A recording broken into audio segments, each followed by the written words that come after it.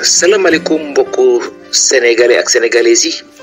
ñu ngi leen di nuyu di leen ziar di ñëw ci sunu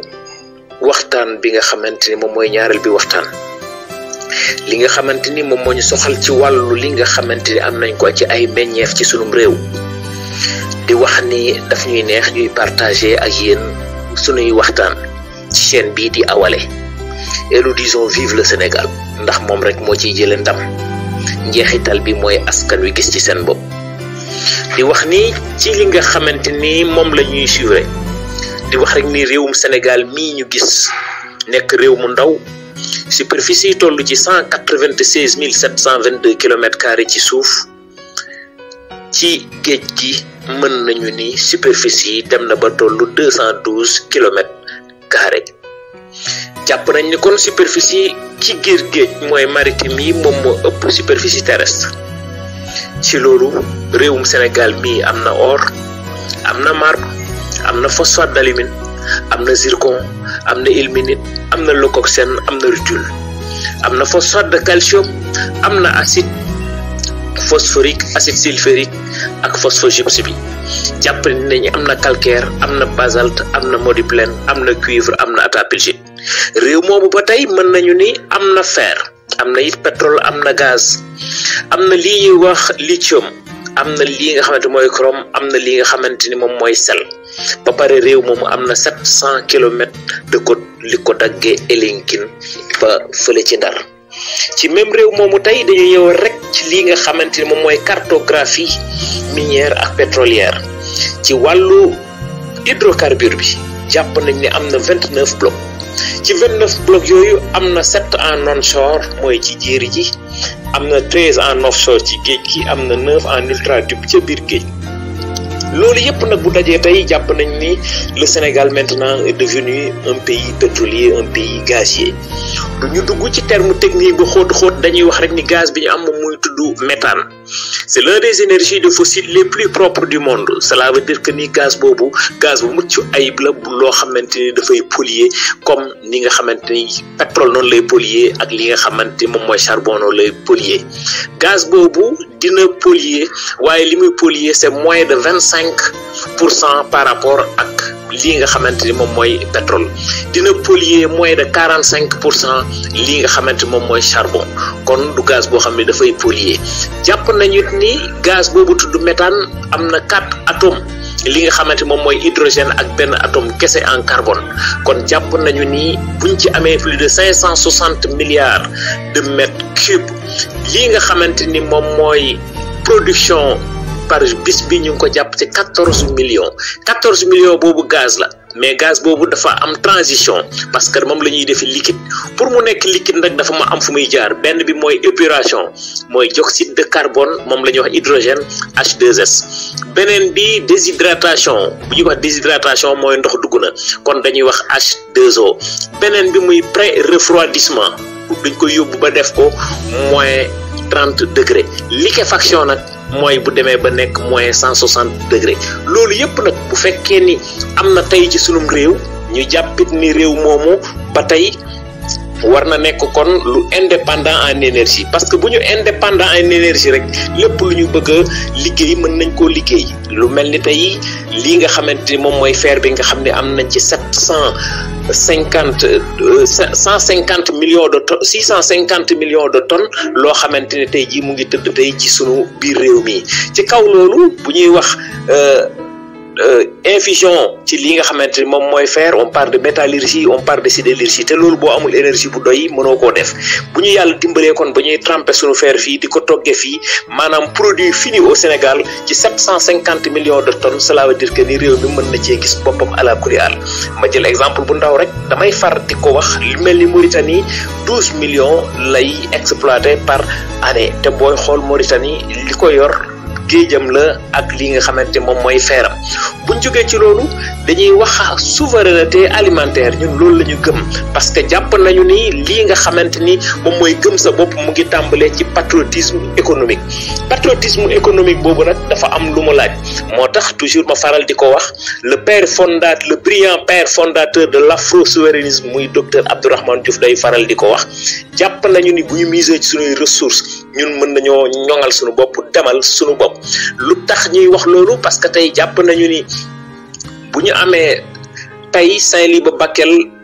ndox mu neex la ndox mu neex moomu jàpp nañu ni wax dëgg yàlla am nañu it 240,000 hectares yoo xamante ni suuf la kon am nañu suuf am nañu jant am nañu ndox am nañu ndaw ñu ko mën a liggéey kon bu ñu atteindre suñu souveraineté alimentaire ci ñun la beneen bi ñuy jàpp ni ci njeexital ñun Sénégal lépp lu ñuy dundee dañ koy importer du moment où lépp lu ñuy dundee dañ koy importer ñu jàpp tey ni ceeb bi ñu ngi ciy jënd plus de 500 milliards de francs CFA blé bi ñu ngi ciy jënd presque 100 milliards fële ci Ukraine jàppit ni lii di maïs ñu ngi ciy jënd presque de 50 milliards fële ci Brésil te loolu yëpp mën naa sax ci sunum réew may fàttali rek ni Israël nga xamante ni ñoom ñooy gëstu li nga xamante ni ci wàllum gàncax la loo xam ne am nay meññeef ci biir dëkk bi dem nañu dëkk bu ñuy wax Fanaay ci département de Podor essayé fa blé bi sax fa mu am 8 variétés 4 yoo xamante ni dur la ak 4 tendre te loolu kon jàpp nañ ni 100 milliards yooyu ñuy jël di ko jënd ci Ukraine waroon na mën a am njeexital ci askan bu fekkoon ne béy nañ ko fii ceeb bi waxaale wuñu ko maïs bi lii mboq mi waxaale wuñu ko kon loolu yëpp tey bu dajee nga xamante ni jàpp naa ko wax naa ko sànq sama commencement wax nga am 750 kilomètres 750 kilomètres de côte 750 kilomètres de côte yooyu usine buy defar potu sardine sax amoo ko sa biim réew li ñuy njëkkantoo tey ji moom mooy li nga xamante ni tey jii moom mooy les licences de pêche lan moo tax tey licence de pêche yooyu mënuñu ko arrêter pour un temps bien déterminé may écosystème bi mu am reproduction li nga xamante ni moom mooy jën yi ak ñoom seen nga xamante ni mën nañ cee gis suñu bopp loolu yëpp nag bu ñëwee tey jii ñu tegu ci lii nga xamante ni tey jii moom mooy réewum Sénégal dafay am loo xamante ni dafay lompañ ci askan wi raison pour laquelle tey bu ñu toogee natt bi ñuy natt rek lenn la le 3 avril 2012 bor Sénégal mu ngi toll woon ci 2741 milliards tey 2022 ñu ngi ci 14,000 milliards 14,000 milliards yooyu day représenté 66,4% taux d'endettement ci norme UEMOA maa koy wax ni 70% la ba tey mu am njeexital parce que Macky Sall le président de la République bi muy jël réew mi en 2012 tetu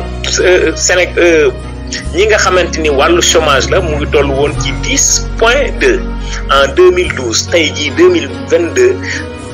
ñi nga xamante ñoom moom mooy taux de chômage bi mu ngi toll ci 24,1 cela veut dire que ni les chiffres parlent d'eux-mêmes te lii ay chiffres ANDS la kon jàpp nañu ni ANDS booy xool démembrement ci état la bokk kon bu ñu joxee chiffres yi cela veut dire que ni c'est des chiffres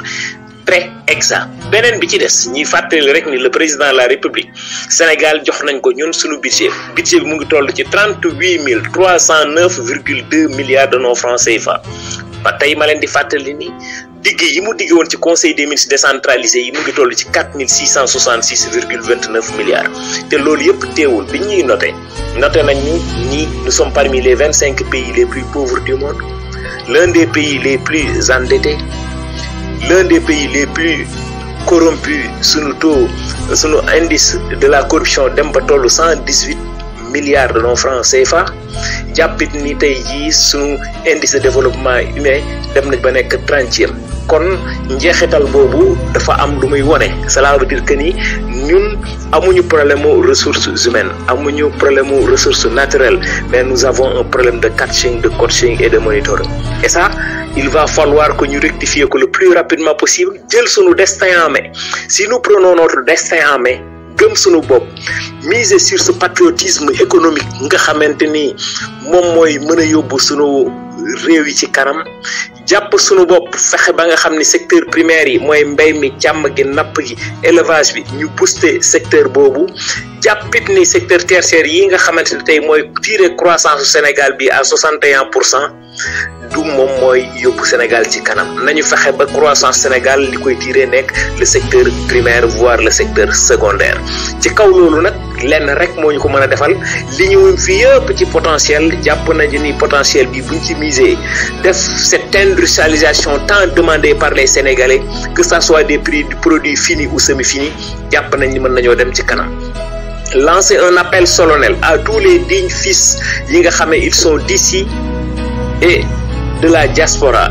ñëw ñu investir ci biir réew mi sur le secteur minier ñu defal leen exonération fiscale niñ koy defaree compagnie yi nga xam ñoom ñoo fi nekk ci or bi ci ciment bi ci calcaire bi ci attapulgite bi